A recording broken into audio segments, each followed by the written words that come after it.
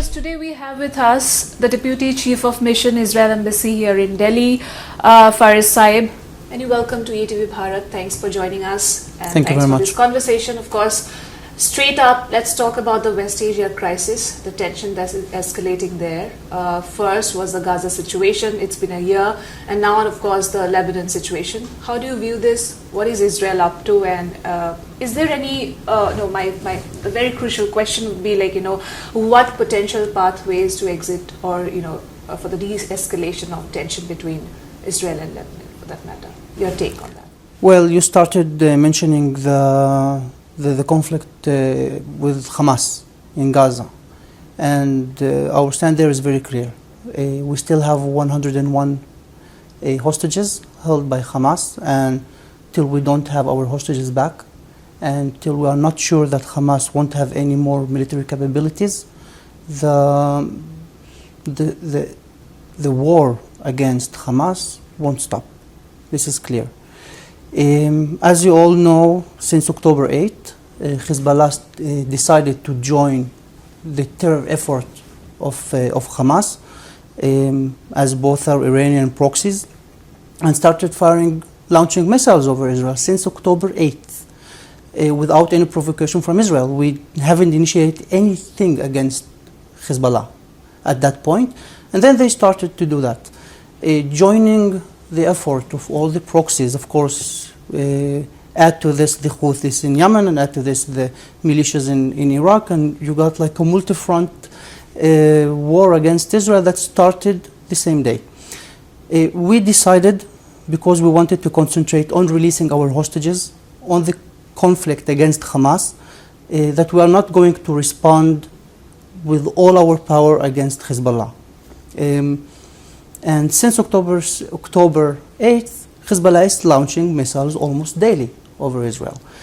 We saw the tragedies that happened lately with the missile that hit the Druze villages in the Golan Heights, killing 12 children.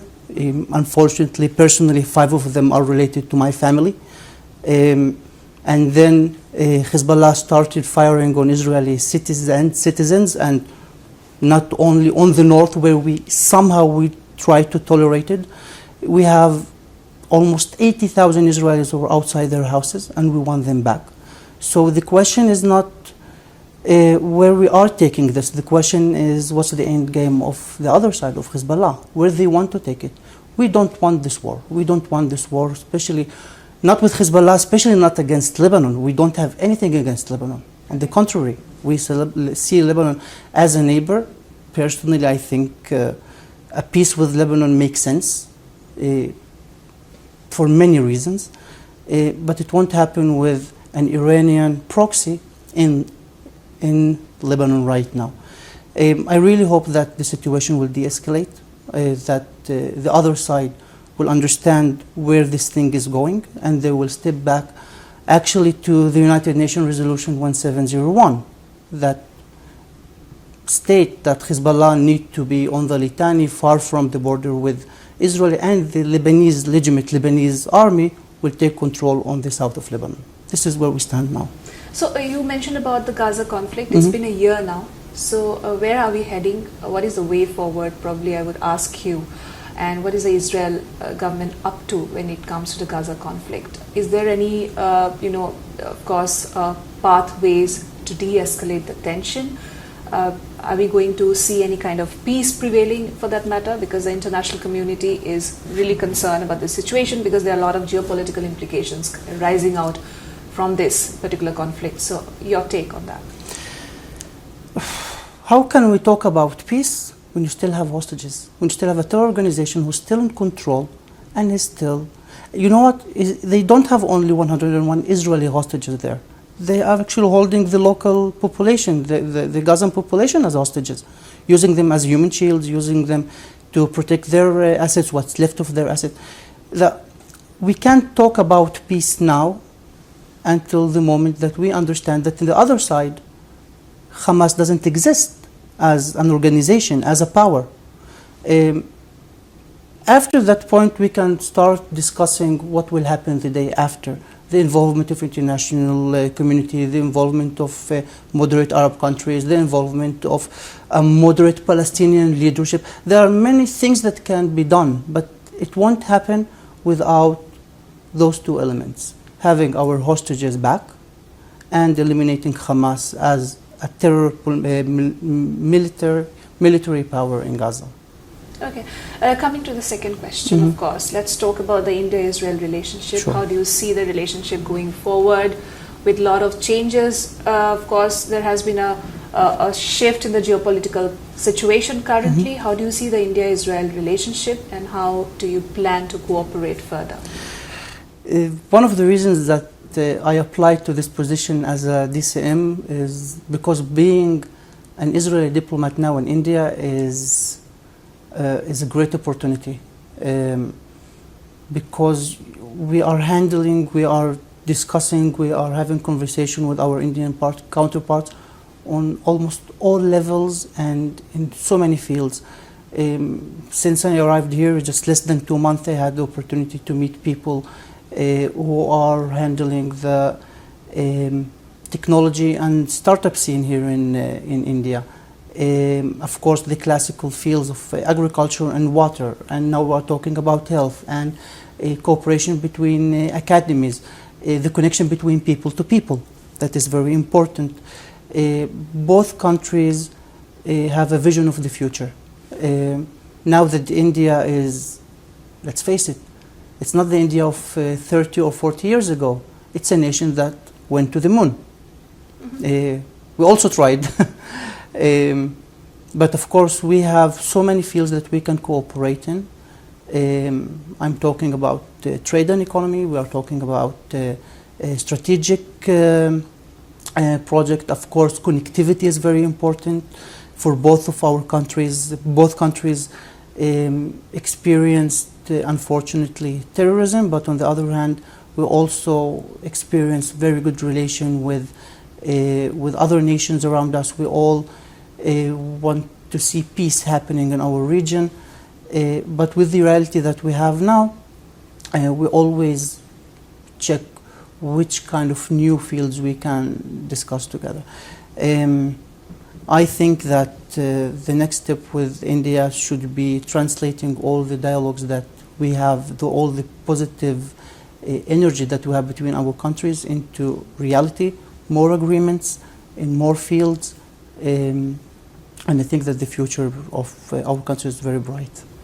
So, of course, talking about India's stand, we have seen that India was the first country to condemn this particular conflict. But at the same time, India has been pushing for a two-state solution, as you might be knowing. We have a good relation with Israel as well as with Palestine, for that matter. How do you see India's role? What role does India plays, or you think that India might play in resolving this conflict? Or is there any, what would be your take on that? Well, it depends on India. It depends on the Indian leadership, how do they see the role of India in global conflicts generally, not only about West Asia. But we do see India as a very moderate voice in international organization and community. Of course, we would like India to help us in the effort of not politicizing the international organization, because this is what's happening now. We see Palestinian and some other states are trying to push to politicize organizations that are not supposed to be political, like international communication organization, professional health organizations, things like that. And we want India to stand with us in those cases. Supporting the Palestinians is fine. You can support the Palestinians, you can support the people, you can support a thriving society without being against Israel. Supporting the Palestinians doesn't mean being against Israel. On the contrary, we want the Palestinians, the Arabs in the region, to have a better life, to have a brighter future. The vision of Foreign Minister Katz, when he was the Minister of Transportation, the idea of building a seaport in front of artificial island as a seaport in front of Gaza that actually will serve the Gazans and the Palestinians, it was his idea. And he spoke about it when he was the Minister of Transportation, and he's talking about it now as the Minister of Foreign Affairs when we talked about what might happen the day after. This is an idea. Instead of trying to find, in a very small country, Israel is a very small country, trying to find another location for another seaport, here's an idea that will serve all of us. So supporting the Palestinian is not, we're not against that, on the contrary, of course, but we want a much more pragmatic approach toward us from our friends, all our friends. And we can't deny that the relation between Israel and India now is a big friendship that we are pushing it even forward. So let's talk about the mobility partnership agreement. When on a special request from Israel, we have sent our Indian workers to Israel for the construction workers. Of course, you might be, and multiple of them has already left. And there are multiple reports coming in that the Indian workers are facing issues there, like the skill issues or whatever. What is Israel doing to ensure their safety? First of all, we have different levels of agreements. The agreements between business to business and government to government. And the agreement that we have in the governmental level are supposed to handle all the issues that were raised lately, especially in the media.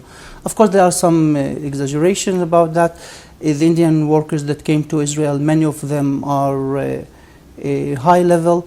Of course, what we will want to have in the future is maybe a slightly different approach, is having not only Indian individual workers who are coming to work in Israel. And then it's hard to monitor, especially that now we have around 10,000 Indian workers in Israel, and there are more that are supposed to come. The idea is to have Indian companies coming to Israel for infrastructure projects, and then they will come with their, of course, experience and specialties, and they will come with specialized Indian workers. So it's a different approach that we're also trying to push forward. We just started. So how Israel is viewing those Indian workers? Are they good at skilling, or what's going on exactly? Well, I can't go into details because I don't know exactly the details. Just was exposed as all of us to the reports in the media, talking to also to friends and of course to associations in Israel who are working with the Indian labor. The general opinion is that it's very positive. Of course, as a new project that is happening, you will find some gaps. The way things work in Israel is different how they work in India. So it takes time for this system to adapt to new ideas, to new methods, things like that. The general opinion is very positive. We want more labor from India. So I asked about the safety and security. Organic safety and security. We treat all foreigners in Israel, if they are workers, students, expats, as any other Israeli citizen. We have the Homefront Command instructions in different languages: Hebrew, Arabic, English, and other languages that are more common in Israel. They are safe where they work. In each location there is safe, let's put it, rooms beside each location. When we anticipate something, of course, all the messages go out. So the safety of all foreigners in Israel is secured by our forces, security forces, the IDF. So the instruction for the Indians that we treat them exactly as any Israeli citizen in this regard. So, we talk about, of course, this is something that the entire whole world is staring at, of course, when you talk about the conflict. Is there any kind of back-channel diplomacy going on with India, with India's present when it comes to resolving this conflict, for that matter? Because we have seen India's role when it comes to the Ukraine conflict. We have seen how India has been pushing for peace, and similarly, we saw India's stand when it comes to Israel-Palestine conflict of maintaining international humanitarian law that India has been pushing for. So, do you have anything to say on that? Well, as I said, our dialogue with our friends in India is in all levels, in all issues, without going into the details, of course. Not everything happening in the diplomatic world can be spoken, but we do see India as an important partner. We do see India as a moderate voice. Of course, India also have the connections and relations with countries and with organizations that Israel is not part in those organizations. So we want our Indian friends to be the voice that give also our voice in those places. I think that India can play a role. And as I said at the beginning, it's in the hand of India to decide where the Indian government want to take their role in global conflicts and, of course, including West Asia. So I have a very crucial question, of course, depending on a few reports. Of course, Indian weapons probably are reaching Israel, and Israel is using it. Any say on this when it comes to the Gaza conflict? Anything on this? Any confirmation? Is it true, or what's going on exactly? I can tell you what is Israel's only secret weapon. It's its people. When the conflict started, more than 30,000 Israelis left trips abroad, studies, workplaces, and flew to Israel to be part of protecting our country. What we have with our friends internationally, of course, we keep for ourselves and our friends. We thank any government, any nation who support us, and it doesn't matter in which level. As I said, Israel is not only in a in a war against the proxies.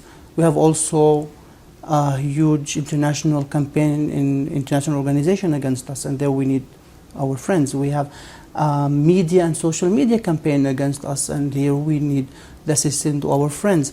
There are so many ways to try at least to give the truth about Israel. And here I think it's even much more important than other things that you mentioned. Okay.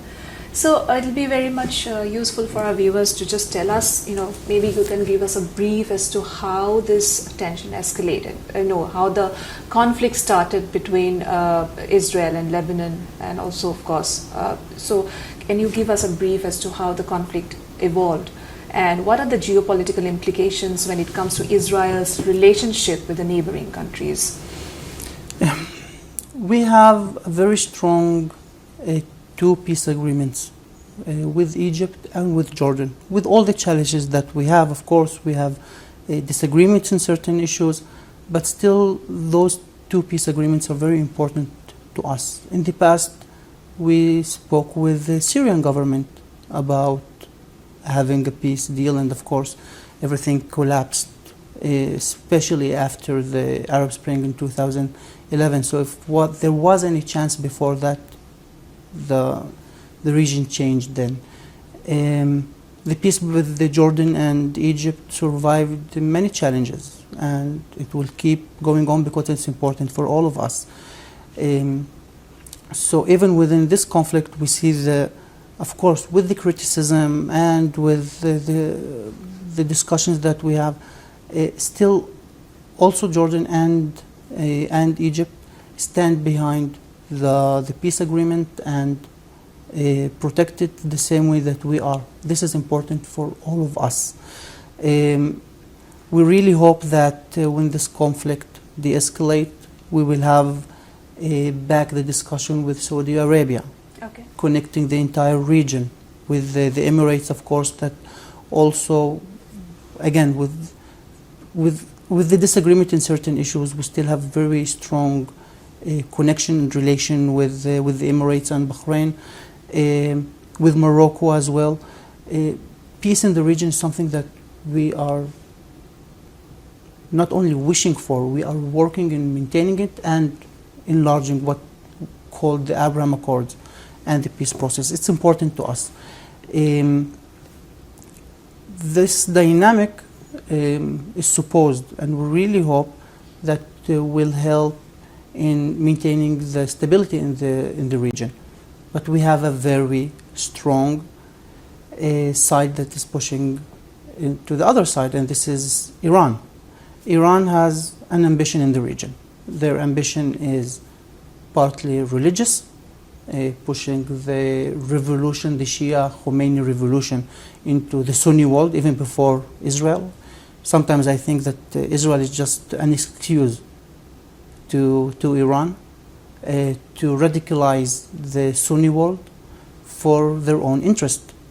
They are financing groups that destabilize the entire region. We're talking, as I said, Hezbollah, Hamas, Islamic Jihad, the Houthis in Yemen, the militias in Iraq, Syria. Let's say the destruction of Syria. Hezbollah and the Iranians has a huge part on this. So with the Iranians pushing forward, we need our friends to push back. Regarding the escalation with Lebanon, as I said, the conflict between Israel and Hezbollah, not Lebanon, even though that we think that the state of Lebanon should be held accountable to what's happening in their, it's a sovereign country still. So they need to be accountable to what's happening in their own area, in their land. We want the Lebanese army to take control. So our conflict with Hezbollah is long going, since the 80s. Before Hezbollah, it was the Amal Shia group, and based on Amal, Hezbollah was created. Hezbollah is responsible for the death of 350 Americans in '83 in a huge terror attack. They are responsible, I think it was almost around 50 French peacekeeping forces that were in Lebanon, also in the 80s. Hezbollah is responsible for the terror attacks in Argentina and Buenos Aires against the Israeli embassy and against the Jewish center. They are responsible for the terror attack in Bulgaria. So it's not only a local Lebanese terror group, it's an Iranian-financed global terror group that have also a political wing that try to play inside the Lebanon political sphere. To get rid of Hezbollah is very hard. They managed to build an army, unfortunately. That's why what we are asking for, what we are pushing for now, it's not even disarming Hezbollah. We're pushing for, let's have 1701 that push Hezbollah to the Litani River, far from the Israeli border, and at that point, the conflict will stop. This is the minimum that we are asking, but this is what we are pushing for. And here, if you asked before that about what could be India's role, it's joining our friends in the international community to push Lebanon and to push Hezbollah and to push the Iranians actually to accept 1701 and to have it on the ground. So, given the situation, given the kind of situation we are into, the conflicts happening all around the world, are we heading to an all-out war, I would ask? I'm optimistic by nature. I think that eventually the leadership will be pressured only by the people. And we need more voices that ask for peace, that ask for stability, that push the leadership towards connecting with others. That's why the idea of connectivity, it's very important. Connecting India to Europe through Saudi and through Israel, with Jordan in the middle, with other countries and other forces that will join this positive dynamic, it will lead into a better future. Sorry for the cliche. But if we decide to join the other side that pushes into a more totalitarian regimes and into radicalization, things will look different. I'm still optimistic. I still see the good in people, and I think that eventually there's the only solution, the only way that we can proceed is by having peace and stability. Right. My last question, of course, you talked about connectivity, and there was a very, an important project that was initiated during G20 that's called the IMEC, the India-Middle East Economic Corridor. How do you see from the China's perspective, as we know that China's aggressive nature, of course, the influence in the region? We have seen how India and other countries are doing their best to counter China's growing influence. How do you see, and where are we now exactly when it comes to the IMEC project? Where does he stand, basically? The project itself, as I said, it makes sense. It makes sense to India to be connected with Europe through sea and land. It makes sense to Israel to be connected back to Asia, as for many years we were not part of it. We were pushed toward Europe. Are we progressing well in this particular project?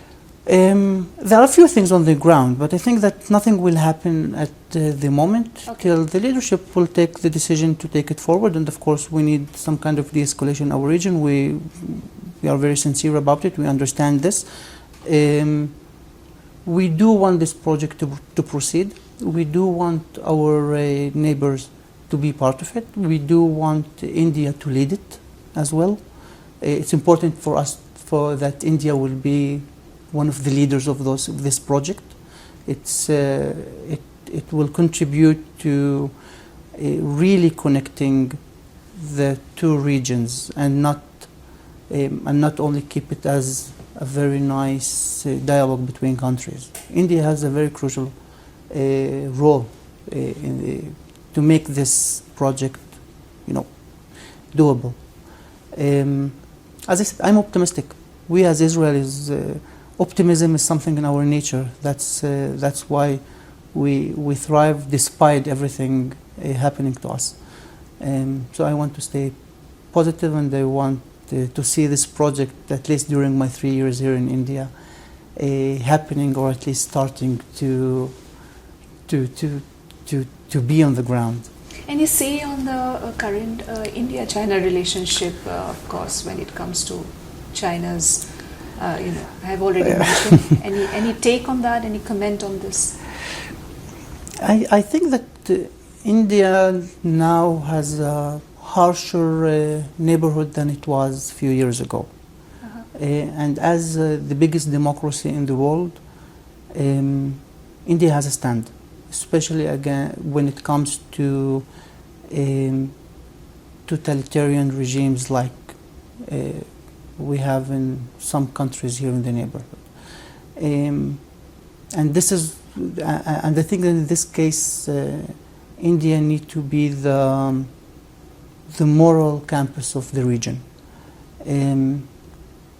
I know that India has a very good relations and connections with the neighbors in the Pacific and in the Indian Ocean, that India is trying to be the leading voice of stability and reasonable geopolitics here in the region. You asked about India's role. India as an emerging power, as a country that has the potential to become one of the most important global powers, need to decide its own agenda in the region and to go forward. I'm optimistic about the future of India, and as I said, I'm optimistic about the future of the relationship between our countries. Thank you, Ambassador, for joining us I'm for this Deputy conversation. Ambassador. Thank you for the promotion. Thank you.